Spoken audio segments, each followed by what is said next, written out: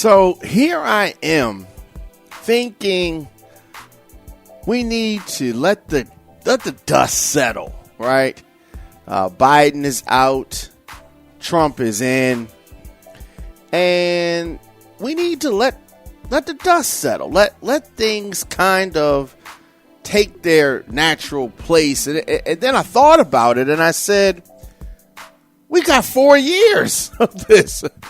If I wait for the dust to settle, I mean, is there going to be any land left? Right? Of course, your man Diamond K in here, the Diamond K Show, onfirebroadcasting.com, the diamondkshow.com.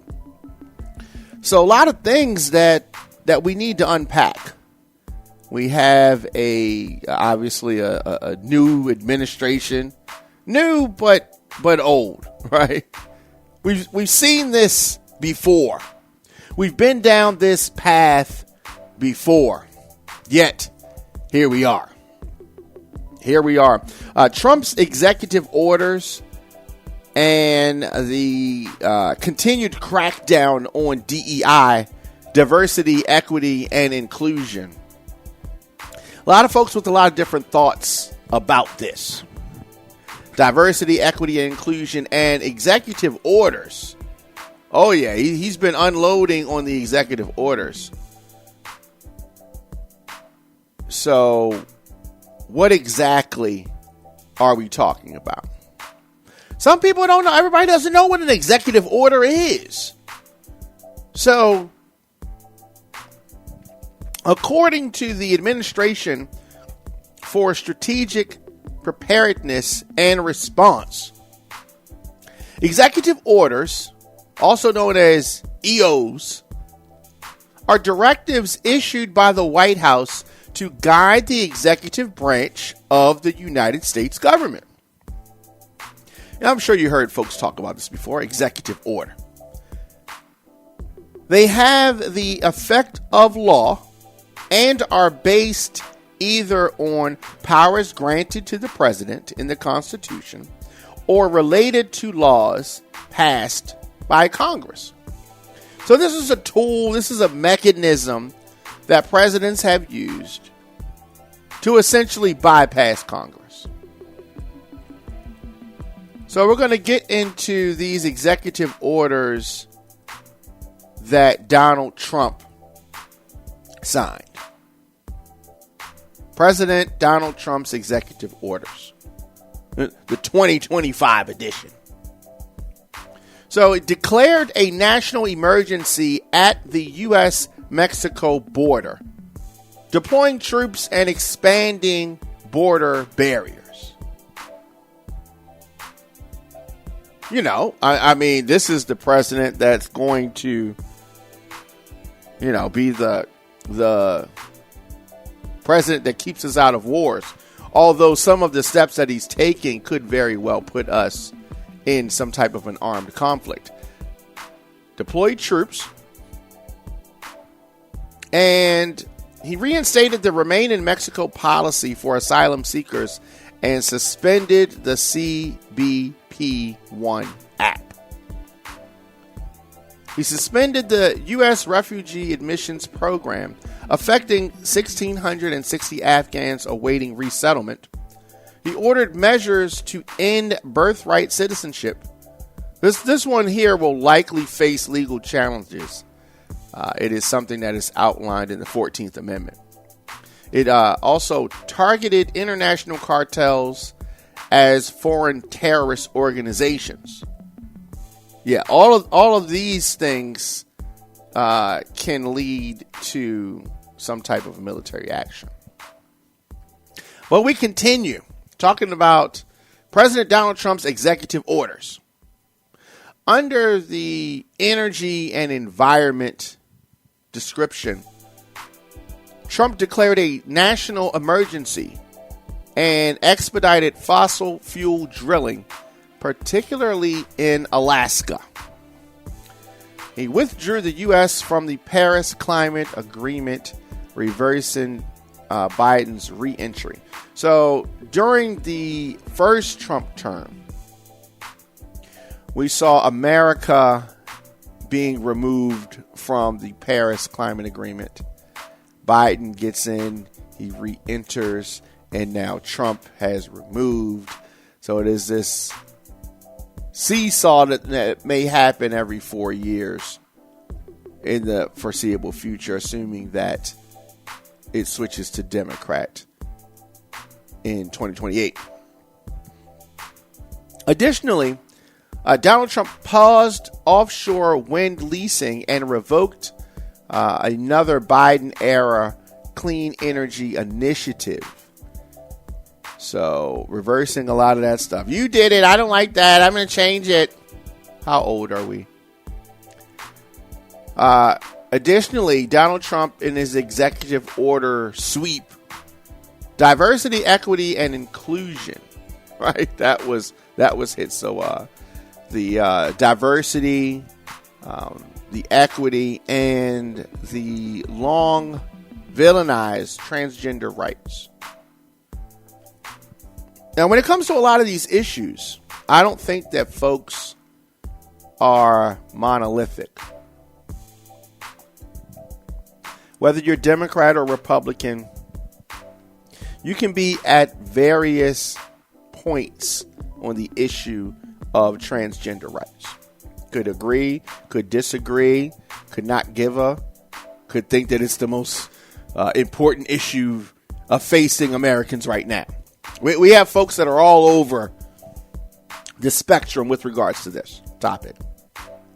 So Trump defined gender as strictly male or female, barring federal funds for gender transition services. Directed federal facilities to,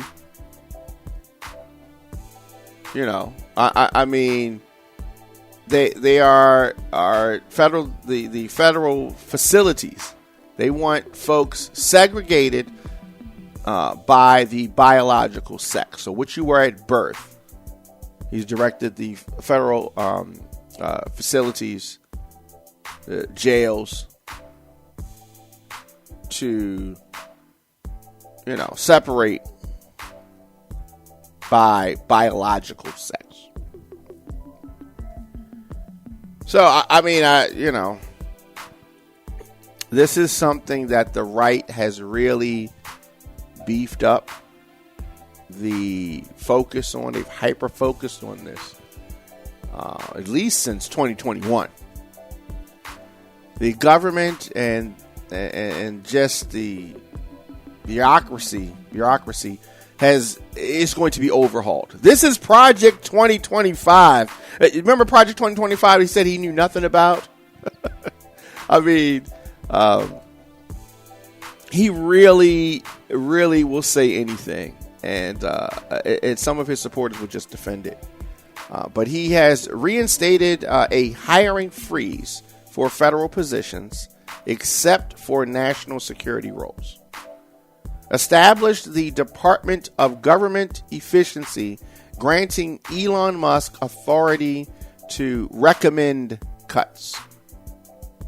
He has signed an executive order, and this order on civic architecture, promoting traditional designs for federal buildings. Yeah, and these are just within the first few days. There are probably going to be more. So Donald Trump's executive orders continues the pardons and legal actions. So, we got to discuss everything, and we will do that. I am not an information snob. I will provide information, and we will define the things that some folks may not be familiar with. The Justice Department defines a pardon as an act of forgiveness that removes certain legal consequences of the conviction. Presidents can issue pardons for federal convictions, including those from military courts. So, what were the executive orders as it relates to the pardons? So, Donald Trump pardoned approximately 1,500 individuals convicted or charged for the January 6th Capitol riot. He ended federal cases targeting Trump supporters, calling it a measure against the weaponization of law enforcement. Now, what I find to be so interesting, Now, let's stay for a minute on the topic of the pardons. Right? I thought that Trump and some of his MAGA supporters said that the January 6th Capitol riot was really Antifa or Black Lives Matter or FBI agents. So why did Trump pardon them? Right? If that's who it was. Because, as you well know, that's not who it was. But I digressed. Donald Trump's executive orders continue. This series along the lines of economic measures. He signed a symbolic memo aimed at reducing inflation by deregulating oil and gas industries. He paused a TikTok ban for 75 days to negotiate a U.S.-based buyer for the app. Now, let's keep in mind, Donald Trump was the one who initiated the ban. He did. And folks may have a bad memory about this, and I want to stay on this for a moment. So, he issued an executive order to suspend the TikTok ban. This executive order gives TikTok somewhat of a reprieve. And, it's interesting because, like I said, he was the one that was pushing this whole thing. TikTok's China-based parent company, ByteDance, was supposed to find a U.S. buyer or be banned on January 19th. Trump's order gives ByteDance more time to find a buyer. Trump says that, I guess I have a warm spot for TikTok. I thought this was such a security risk, right? China bad. Trump has nearly 15 million followers on TikTok since he joined it last year. He has credited the trend-setting TikTok as helping him gain more traction among young voters. Yet its 170 million U.S. users could not access TikTok for more than 12 hours between Saturday night and Sunday morning passed.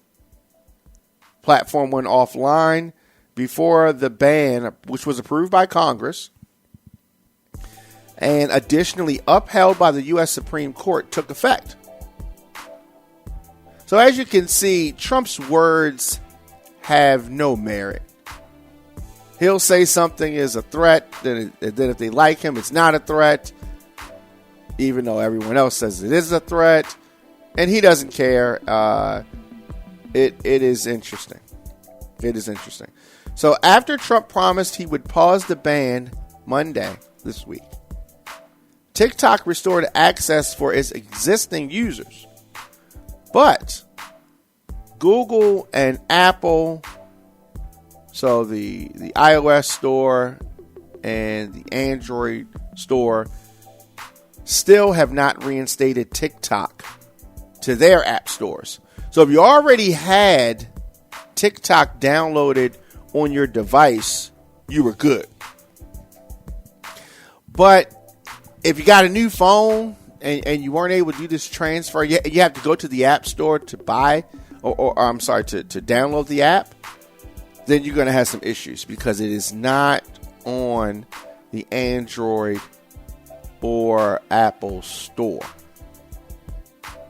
Business leaders, lawmakers, Legal scholars and influencers who make money on TikTok are watching to see how Trump tries to resolve this regulatory, legal, financial, geopolitical issue with his signature.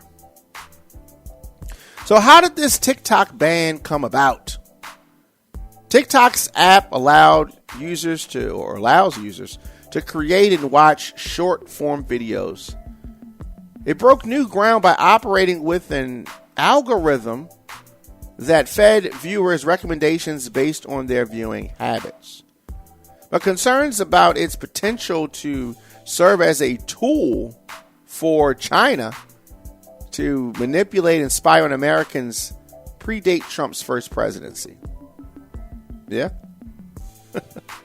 Now, in 2020, Trump issued executive orders banning dealings with ByteDance and the owners of the Chinese messaging app WeChat. Courts ended up blocking the orders, but less than a year ago, Congress overwhelmingly passed a law citing national security concerns to ban TikTok unless ByteDance sold it to an approved buyer. Now, the law, which went into force on Sunday, allows for fines of up to $5,000 per TikTok user against major mobile app stores. So you can see this is very serious monetary penalties for app stores, so they're not trying to touch it. Now, Apple and Google and internet hosting services like Oracle all could be fined severely if they continue to distribute TikTok to U.S. users beyond the deadline for ByteDance's divestment. So that date has come and gone. Trump said on Sunday that he had asked TikTok U.S. service providers to continue supporting the platform and app while he prepared to sign an executive order to stop the ban for now. The order will also confirm that there will be no liability for any company that helped keep TikTok from going dark before my order, Trump said on his networking site.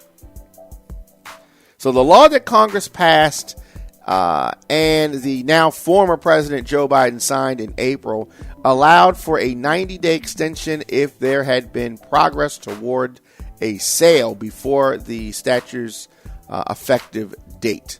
Less certain is whether that provision can be applied retroactively. So that is one of the things that folks are worried about. Executive orders cannot override existing laws. So we need to understand that. It's not clear that the new president has the authority to issue a 90-day extension of a law that's already gone into effect. So we have that, right? Some of the things that Donald Trump did not think about. So we have the whole ByteDance debacle. Trump said on Monday that he is looking to have the U.S. government broker a deal for 50% control of TikTok, adding that every rich person has called him about acquiring the social media platform. Like he can buy. Like what? This is crazy. This is crazy. And it says that I think that the U.S. should be entitled to get half of TikTok. And congratulations, TikTok has a good partner, and that would be worth, could be $500 billion, Trump said. The numbers are crazy, but it's worthless without a U.S. buyer.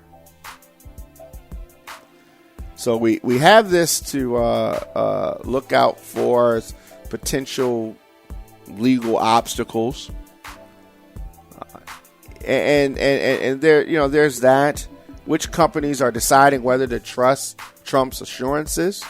There have been so many questions on how companies like Oracle and others are powering TikTok's servers to stay online, while others like Apple and Google have made the app unavailable for new users to download. Oracle in 2020 announced that it had a 12.5% stake in TikTok Global after securing its business as the app's cloud technology provider. So they have a 12.5% stake in the global company. So that's outside of the U.S., inside of the U.S., and so the entire company that operates in several countries. So we're going to continue to see what's going to happen here. I think that the Trump administration is making this up as they go along. They don't even know what. It's all a money grab. Anytime they can grab some money, it is all about the money grab. So additionally, President Trump's executive orders, we're still on the topic of economic measures, announced by Trump plans to impose tariffs on Canada and Mexico starting February 2025. None of these things are lowering the price of eggs. I thought that's why Donald Trump was elected, right? They said that we want to lower the price of eggs. I can't even make an omelet. Can we get Trump in here? Trump has signed 100 executive orders on his first day of office, none of which lowers the cost of eggs. None of these executive orders that Trump signed lowers housing or health care costs. Now, he did, however, get himself $40 billion? $40 billion richer last week. So there's that. Y'all got played. Expect a clown, or let me say this. Elected clown, expect a circus. Elect a criminal, expect some crimes. I mean, that's what it is. The combined net worth of Trump's small circles of inauguration attendees was over $1 trillion. Remember that when Trump said, "I am your voice," this is who he was talking to. This is who he was talking to.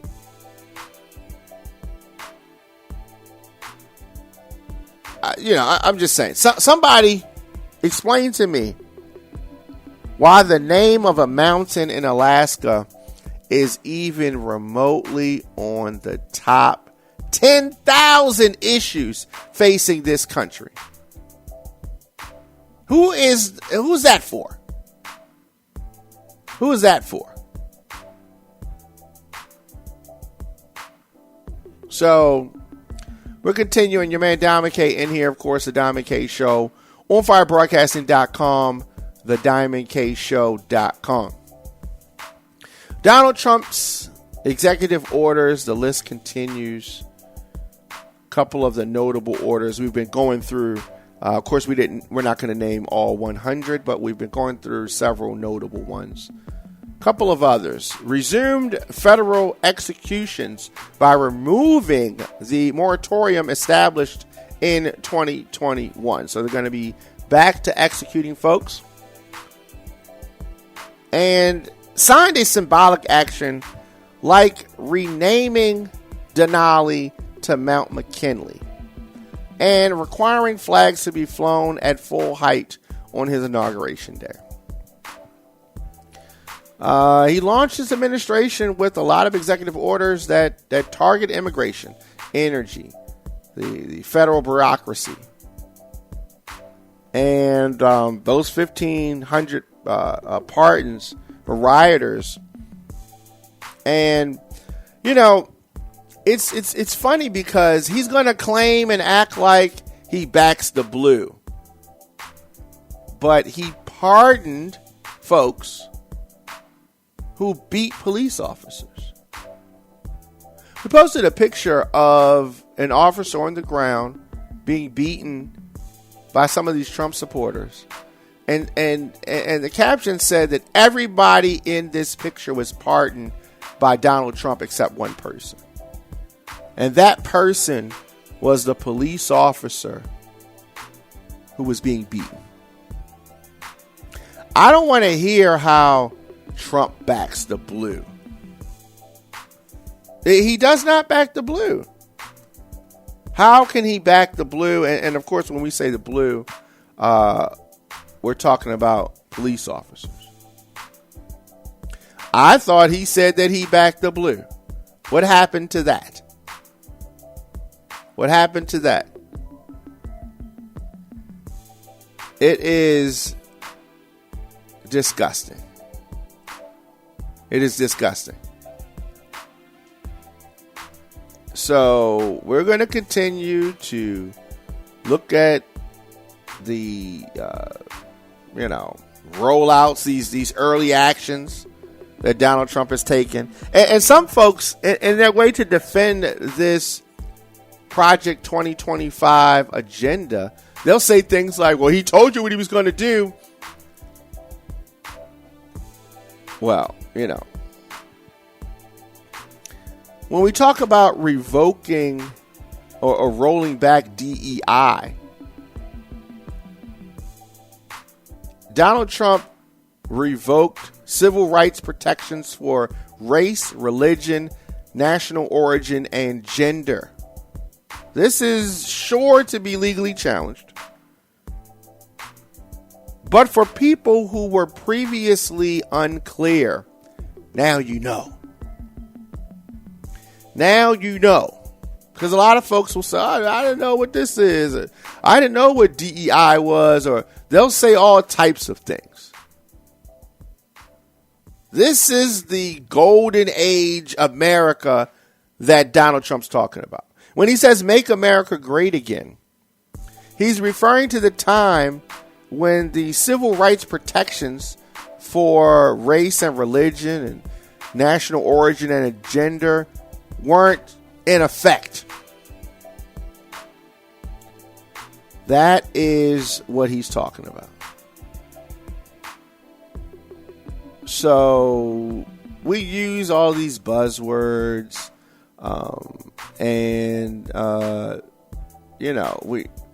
we need to be mindful of what's happening. It's shameful, these things. The black Trump supporters, the Republican, black Republicans. Bravo. Great job. Great job you've done supporting this. He's making a lot of moves and making America great for who? Making America great for who? Some folks are happy about these things, but understand, it hasn't even been a week. Everything has not hit you yet. But it is going to. It is going to. And, I think that we need to broadcast and discuss this and other actions that the Trump administration attempts to take. We have to talk about these things. The Constitution, if that's still even going to be a thing. Many of you did not listen. Many of you non-voting mofos did not listen when we were telling you about Project 2025. And here it is, unfolding, step by step. But of course, your Cheeto leader said he didn't know anything about it. But it's unfortunate. Democrats got outplayed, let me say that. MAGA supporters are being played. There were a lot of moves that Biden and the Biden administration should have made that they did not. But we're going to continue to see how this unfolds. I am going to be here talking to you about it, and we're going to be discussing it. But I'm not going to, I'm definitely a I told you so type of person with regards to this. Many of these moves are going to be challenged in court, but we're still going to talk about it. So definitely let me know your thoughts on these early actions by President Donald Trump. Do you agree? Do you disagree? Many folks do. Many folks think that this stuff makes sense. But you have not seen anything yet. You have not seen anything yet because this debacle is still unfolding. We're going to do this. We're going to take a quick break. This is the Diamond K Show. Make sure you're following us on youtube.com/DJ Diamond K. Of course, we broadcast this program daily, 6 p.m. on firebroadcasting.com. Anywhere you get your podcast, just search the Diamond K Show. We're going to take a quick break, and then we're going to come back with more after this. Welcome back. You man Diamond K in here on firebroadcasting.com, the diamondkshow.com. Make sure you're following us on youtube.com/DJ Diamond K. Of course, I'm here daily, 6 p.m.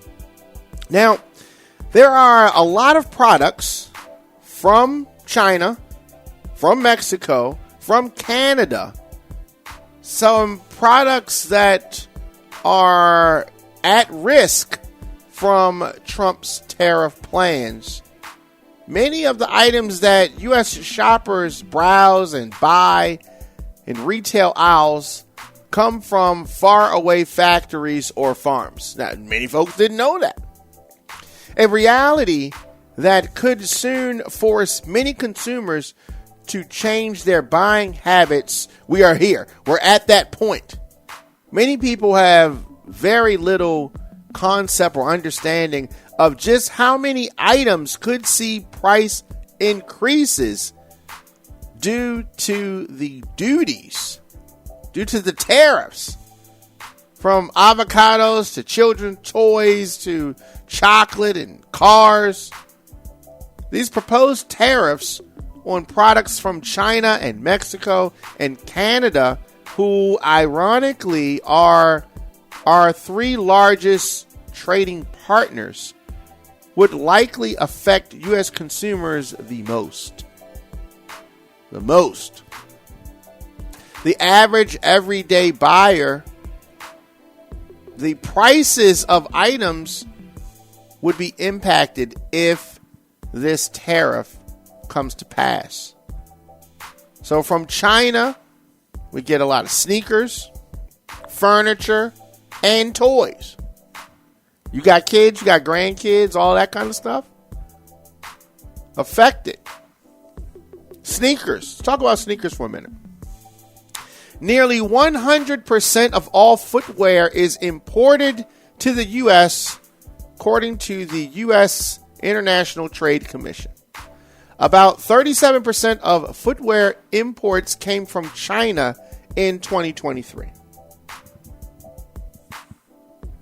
So, sneakers are already expensive.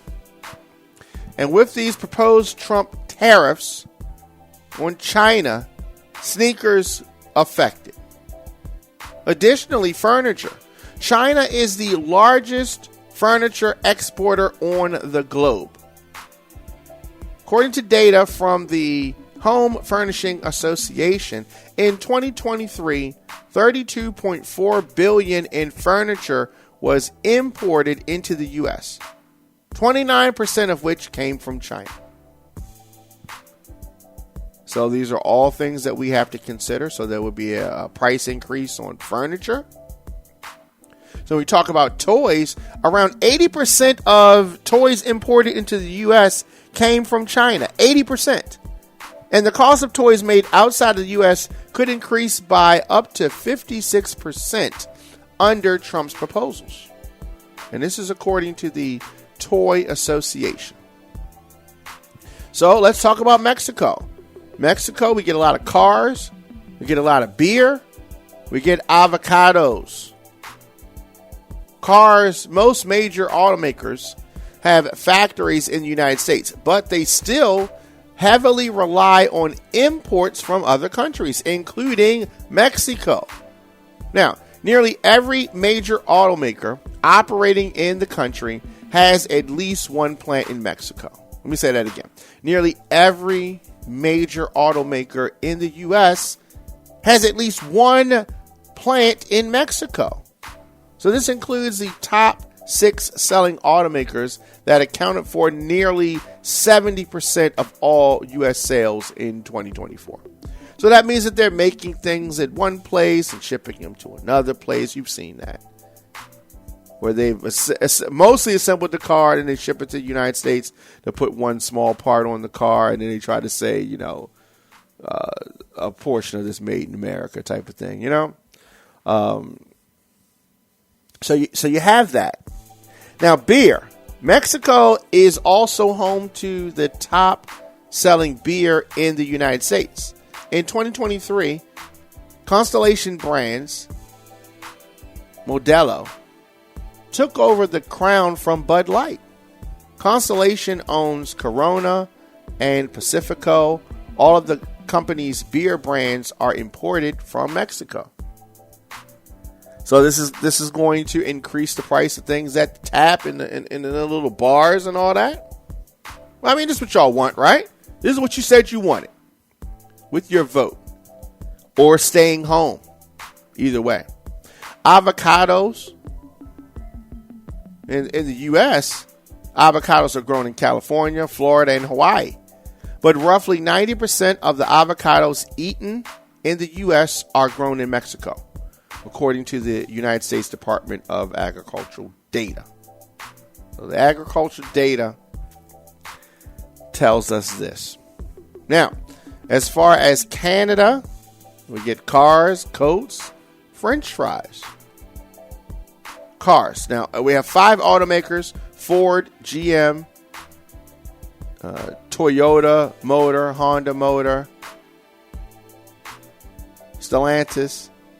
They produced 1.54 million light-duty vehicles last year in Canada for U.S. consumers. So that's going to be affected. Prices are going to be affected. It's impossible that they don't. And they're not going to go down, they're going to go up. French fries. Canada imports, or exports rather, roughly $40.5 billion in agricultural goods to the United States annually, including $1.7 billion in frozen French fries and other frozen potato products, according to Agriculture and Agri-Food Canada, which is the country's counterpart to the Department of Agriculture.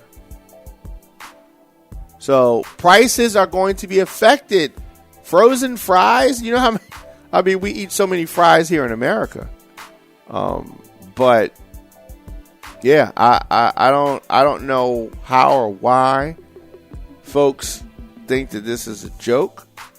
I don't know how or why folks think that this is somehow, it's so much more than a political issue.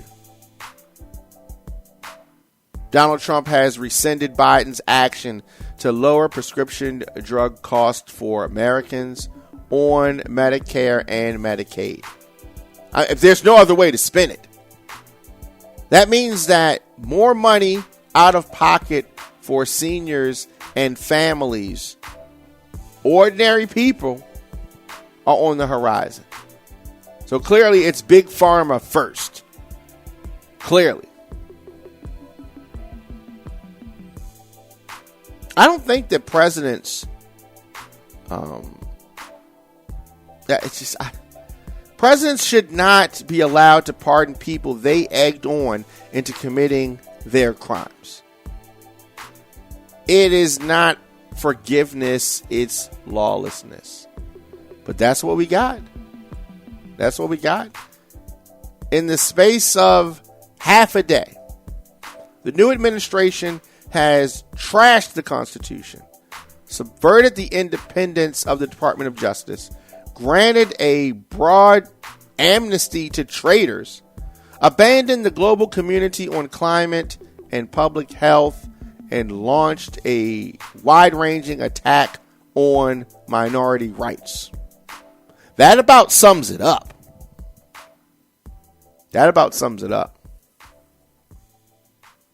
I mean, anyone who ever again suggests that the Republican Party is the party of the police or the party of law and order should be laughed out of the room. There has never been anything like this before in modern U.S. history. The president pardoning people who we all saw on live TV assaulting the police. Let's think about that for a moment. Let's think about that. Did one of those executive orders lower the price of eggs? I was in the supermarket earlier today. Or has it stopped the war in Ukraine? I was sure waiting for the executive order to lower the price of groceries. The price is going to go up. There has been no peace. I tell you what else is going up. The subscription price for Netflix. We're going to talk about that in a minute. If I recall clearly, Trump said that he would have the agreement done within 24 hours. 24 hours of him winning the election. 24 hours when he becoming president-elect. 24 hours of becoming president. None of which has happened.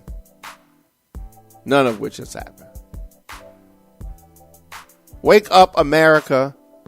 Lowering the price of eggs, making your life better was never really on the agenda. You all were just a means to end, and you've been completely blindsided.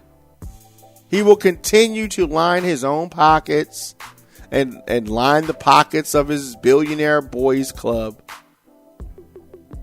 The circus has begun. But he said that he would lower the price of eggs, and groceries, and gas on day one. But groceries and gas is higher now. What is this, like day 3, day 4? But he did pardon some of the most violent criminals convicted of seditious conspiracy. And it's not like it's trespassing or assault. He literally pardoned people convicted of conspiring to overthrow or destroy the United States government by force. Let's think about that. The price of insulin will go up. Everything Trump wants to do will hurt people. Nothing will help. Nothing is beneficial to the people. Told you all along. And you did not listen. He said that digging on protected federal land would help bring down inflation. He said, drill, baby, drill. And he thought that that was going to bring down inflation. He's not trying to bring down anything.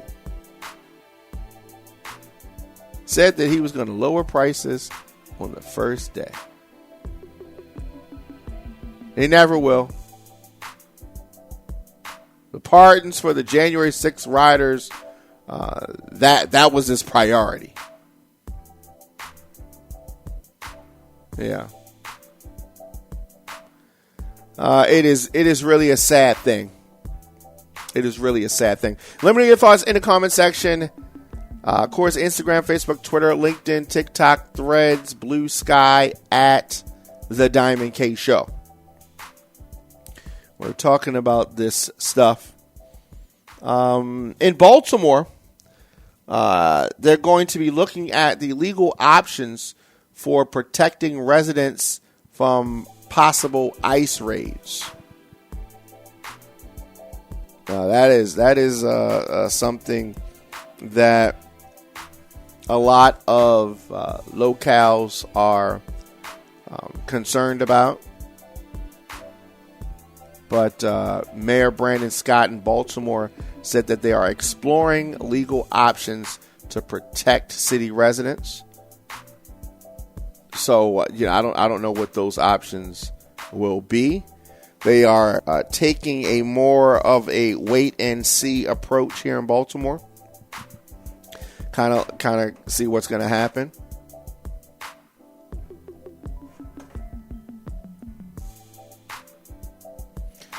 Mayor Brandon Scott said that he has not received any directives from the federal government. However, he said if he is arrested for not complying, the city administrator would take over.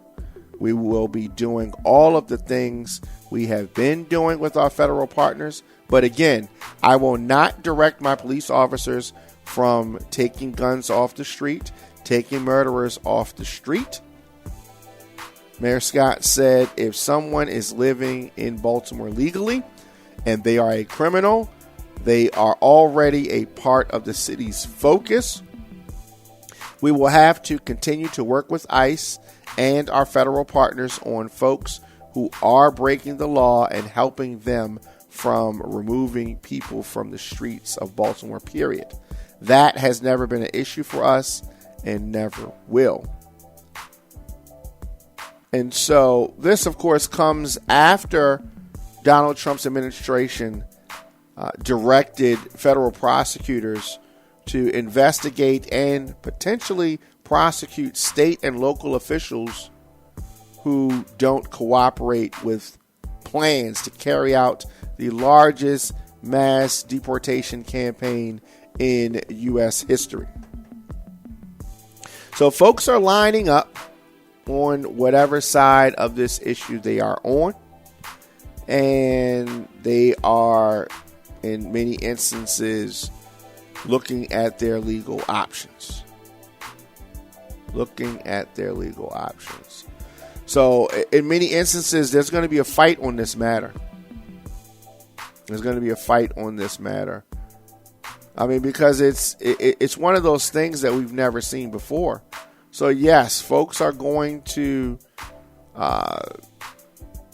definitely going to have some issues. President Trump's executive orders and his agenda are targeting the immigrant community, and it has many folks concerned. We're going to see about this. I don't know how this goes, but I do know that he said a lot of things, Donald Trump, when coming, I guess when he was campaigning. And many of these things related to immigration are important for both sides of the aisle. Very important for them. It's a big part of how and why he was elected. So you want to talk about things that he's going to continue to do. That is going to be one of them. Definitely. We're talking about Netflix. Netflix is introducing Netflix Bites, which is a themed dining experience set to open on February 20th. So this Netflix Bites is at the MGM Grand Hotel. That opens up February 20th. The restaurant will offer breakfast, lunch, and dinner featuring dishes and drinks inspired by popular Netflix shows such as Stranger Things, Bridgerton, Squid Game, and the Chef Table's menu. They are going to include things like Eleven's Fried Feast, chicken and waffle sliders served with either Hawkins or upside down style, a Bridgerton Regency tea with a 3-tiered service of sandwiches, scones, and pastries, a Spanish-inspired La Casa del Sangria. This is a cocktail served in a lockbox, and a spicy Bloody Mary inspired by Too Hot to Handle. So you're interested in this? Are you going out? Somebody said, does it come with ads? Just to see how cheap it will be. And so, yeah. I mean, Netflix got the best shows and the best streaming platform. Are y'all ready for that combo? Someone said online about this. Eric says, they doing everything except keeping my monthly subscription cheap. Well, you know they ain't going to do that. You know that they ain't going to do that. Netflix. They are wild and out of control. Wild and out of control. Many folks still watch Netflix, and that's a good thing. Nothing wrong with that. Yep, nothing wrong with that. Netflix also is making a lot of money. And, many Republicans will talk about this thing that does not work, which is called trickle-down economics, right? Trickle-down economics is not we're talking about what is not a thing. Trickle-down economics is not a thing. Netflix and other corporations like it are doing just fine. In fact, U.S. corporate profits have been hitting record highs. Trump's first batch of tax cuts paved the way for them to siphon money from you and keep more of the spoils. The last thing they need is another tax break. That's the last thing they need. But it seems like they're going to be getting it, Seems like they're going to be getting it. It is so interesting. Many folks just don't have a clue. Many folks don't have a clue as to the seriousness of this. So 5 years of Netflix U.S. profits in the tune of $15.1 billion. 5 years of Netflix executive pay. How much is that? $652 million. 5 years of taxes paid by Netflix, $236 million. Now, in the 5 years after Trump's tax cuts, Netflix paid its top executives 3 times what it paid in federal income tax. And yesterday, Netflix announced that it was raising prices again. No surprise there, right? No surprise there. A couple more topics that I want to hit. I just when I stop and think about the difference between Trump and Joe Biden, Fox News posted a copy of the letter that Joe Biden left Donald Trump at the White House. And it says as follows: Dear President Trump, as I take leave of this sacred office, I wish you and your family all the best in the next 4 years. The American people and people around the world look to this house for steadiness in the inevitable storms of history. And my prayer is that the coming years will be a time of prosperity, peace, and grace for our nation. May God bless you and guide you as He has blessed and guided our beloved country since our founding. Joe Biden, January 20th, 2025. I thought that was very classy. And that's how he rolls. That's how Joe Biden rolls. President claims that he wants an apology from Bishop Marion. Bishop Marion asked Trump to have grace and mercy. Folks are acting like she did something so bad. She said that there are gay, lesbian, and transgender children in Democratic, Republican, and independent families, some who fear for their lives. She didn't tell any lies. That's all true. This is a prayer, mind you. And this came one day after Trump issued a slate of executive orders, which we have talked about throughout this show today, including one which has a section dedicated to recognizing that women are biologically distant from men, one that declared a national emergency at the country's southern border, and of course we remember Donald Trump issued several other related to immigration, including one attempting to do away with birthright citizenship, which is granted in the Constitution. Bishop Marion challenged these orders and much of the rhetoric that has surrounded them.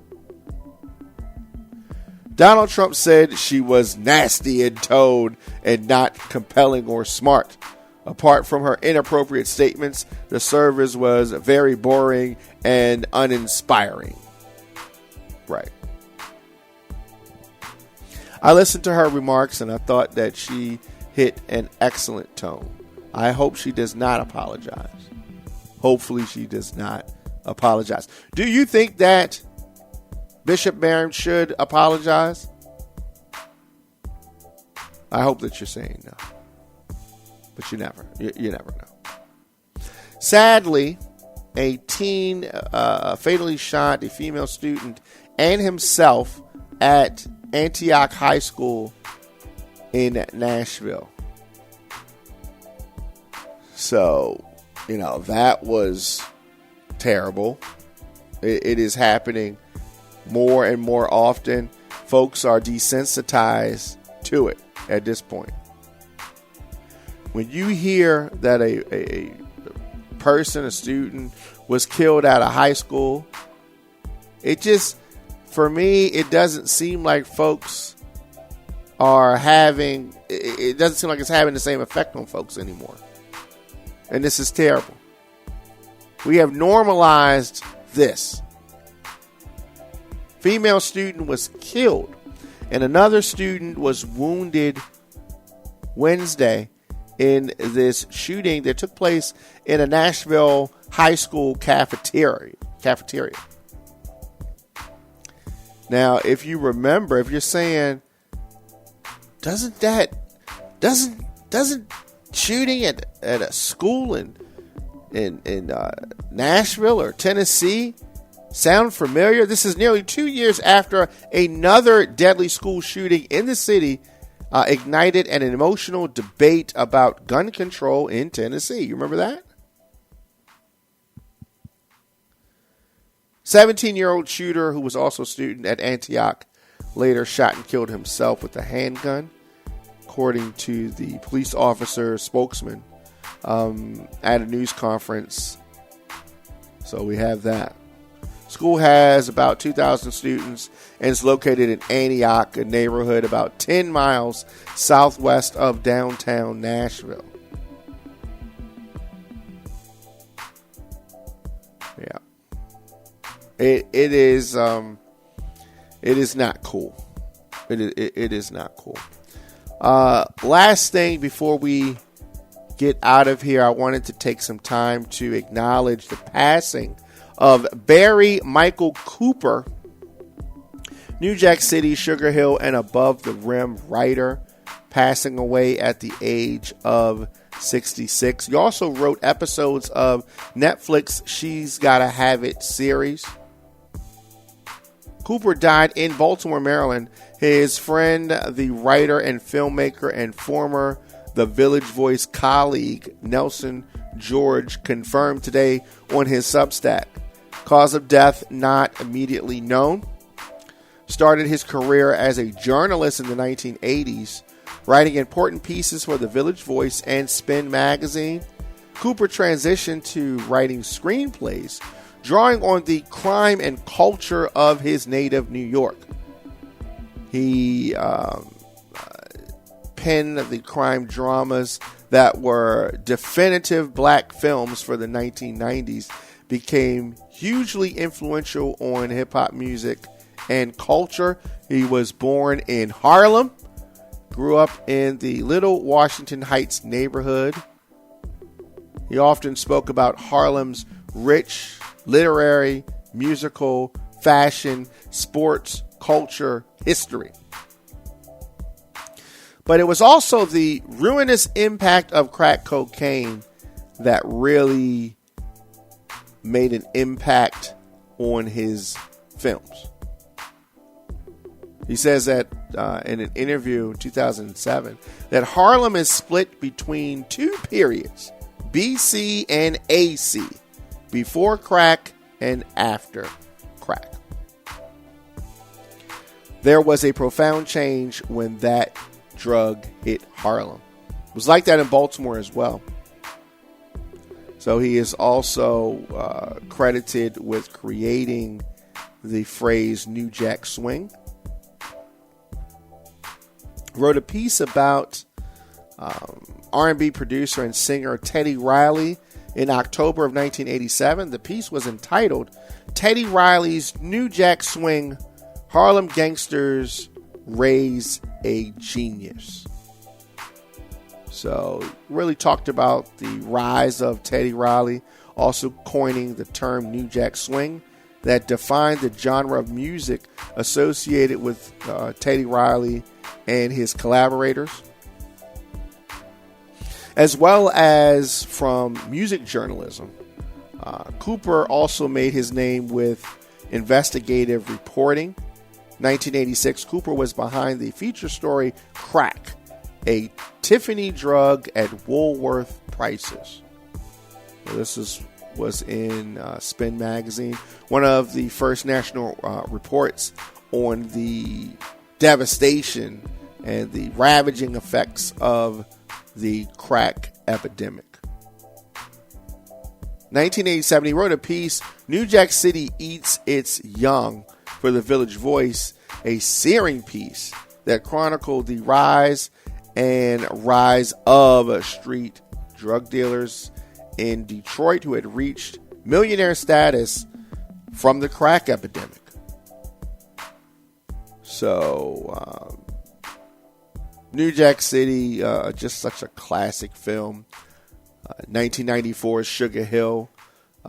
Something that, I have to watch that again. I don't know it as well as I know New Jack City. Cooper's third film, Above the Rim, was released in theaters a few months after Sugar Hill, and it was met with a much more positive reception. The critics were not kind to Sugar Hill. Many feelings that the film was too derivative of New Jack City, but it did decent at the box office. Maybe it should have been maybe you should have crafted it into a part 2, New Jack City. That would have been interesting. You remember Above the Rim, starring Tupac, Dwayne Martin, Marlon Wayans, Leon. Film was about a rising basketball talent and his relationship with the drug gangs of Harlem. It is considered the final film in Cooper's Harlem trilogy and was also a box office success. After the initial burst of success, it would be some years before Cooper was able to make his next film project. Now relocated to Baltimore in 2005. He made his directorial debut in the indie Blood on the Walls, So the last project was the 2017 TV series adaptation of Spike Lee's She's Gotta Have It for Netflix. Cooper worked as a producer on the show and also wrote 3 episodes. Definitely want to say rest in peace to this very talented individual, Barry Michael Cooper of New Jack City, Sugar Hill, and Above the Rim fame, passing away in Baltimore at 66 years old. Definitely let me know your thoughts in the comment section. Instagram, Facebook, Twitter, LinkedIn, TikTok, Threads, Blue Sky, at The Diamond K Show. Of course, on youtube.com/DJ Diamond K. If you're not subscribed, make sure you give us a subscription. It does not cost you anything. You can also check me out daily, 6 p.m. on firebroadcasting.com, anywhere you get your podcasts, Spotify, Apple Music, Apple Podcasts, Amazon Music, Audible. We are everywhere. Just search The Diamond K Show.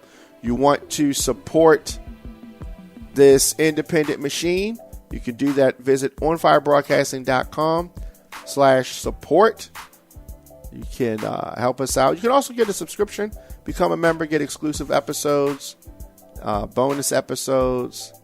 It's all of that. You can get all of that. onfirebroadcasting.com, thediamondkshow.com. Of course, I will see you guys tomorrow. It's been real.